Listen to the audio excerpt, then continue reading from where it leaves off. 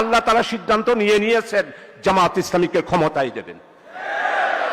আমাদের আল্লাহ যেন নিজেই দাঁড়িপাল্লাকে প্রতিষ্ঠিত করার জন্য এই বাড়ি উঠা বেড়ে লাগছে আল্লাহ নিজে।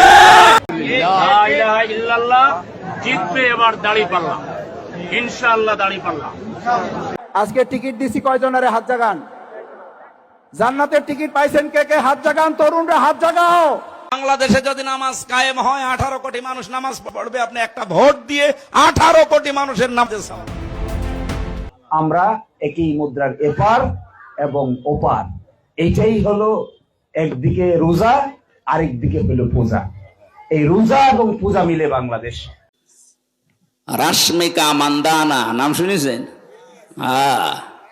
চেয়ার আর কাটিং এ এখন পৃথিবীতে 1 নম্বরে আছে। এই মহিলার দিকে একটু আল্লাহর নাম নিয়ে তাকাবেন।